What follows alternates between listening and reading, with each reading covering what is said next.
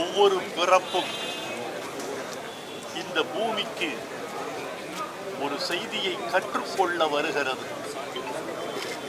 ஒவ்வொரு இறப்பும் இந்த பூமிக்கு ஒரு செய்தியை கற்று தந்து போகிறது. தோழர் நல்லகண்ணு அவர்களின் இறப்பு இந்த பூமிக்கு, பொது வாழ்க்கைக்கு ஒரு செய்தியை கற்றுத்தந்து போயிருக்கிறது என்றே நான் கருதுகிறேன்.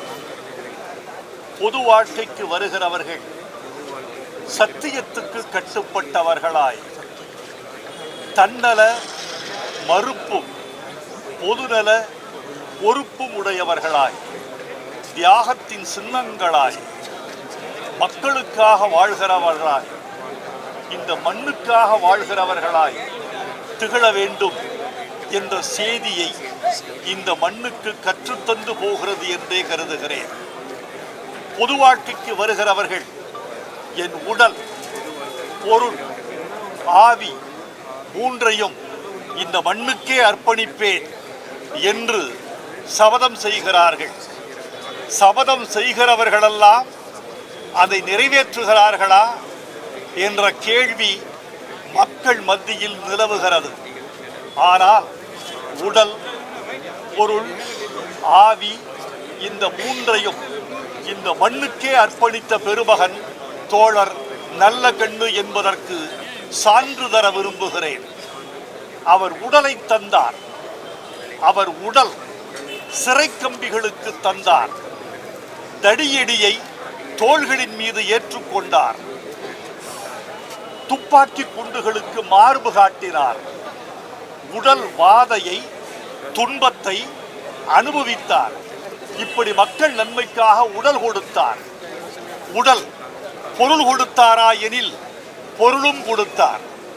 கம்யூனிஸ்ட் கட்சி தனக்கு தனிப்பட்ட முறையில் வழங்கிய 1 கோடி ரூபாயை கட்சிக்கே வழங்கினார். தமிழ்நாடு அரசு தகைசால் தமிழர் என்று வழங்கிய விருது தொகை ஒரு 10 லட்சத்துக்கு இவர் ஒரு 5000 சேர்த்து 10,05,000 அரசுக்கே திருப்பி கொடுத்தார். இப்படி பொருளை இந்த மண்ணுக்கு கொடுத்தார். உடல் கிடத்தப்பட்டிருக்கிறதே அவரது உடல், அந்த உடல் கூட அவருக்கு சொந்தமில்லை. அந்த உடல் அவர் குடும்பத்துக்கு சொந்தமில்லை. அவர் உடல் அவர் கட்சிக்கு கூட சொந்தமில்லை. கிடத்தப்பட்டிருக்கிற அவரது உடல் இந்த மண்ணின் மருத்துவத்துக்கு கொடுக்கப்பட்டிருக்கிறது, ஆய்வுக்கு கொடுக்கப்பட்டிருக்கிறது. சராசரி மனிதன் இறந்தால் அவனை மண் தின்கிறது அல்லது எரி உண்ணுகிறது. மண் தின்னாமலும் தீ உண்ணாமலும் தன் உடலை மருத்துவ மாணவர்களின் ஆய்வுக்கு வழங்கிய பெருமகன் கொடையாளன் உடல், பொருள், ஆவி என்ற மூன்றையும் இந்த மண்ணுக்கு வழங்கி சென்ற மாமனிதர் தோழர் நல்லகண்ணு. சுற்றுச்சூழலுக்கு பாடுபட்டிருக்கிறார். மணல் கொள்ளையிடாமல் காத்திருக்கிறார்.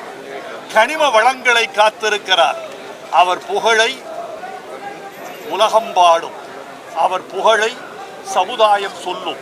அவர் வாழ்ந்தது 100 ஆண்டு. அவரை மறக்காது இந்த 100 ஆண்டு.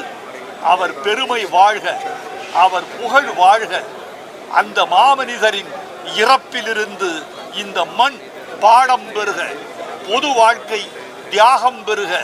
பொது வாழ்க்கை நேர்மை பெறுக. நல்லகண்ணு புகழ் வாழ்க என்று வணங்கி என் செவ்வணக்கத்தை தெரிவித்துக் கொள்கிறேன்.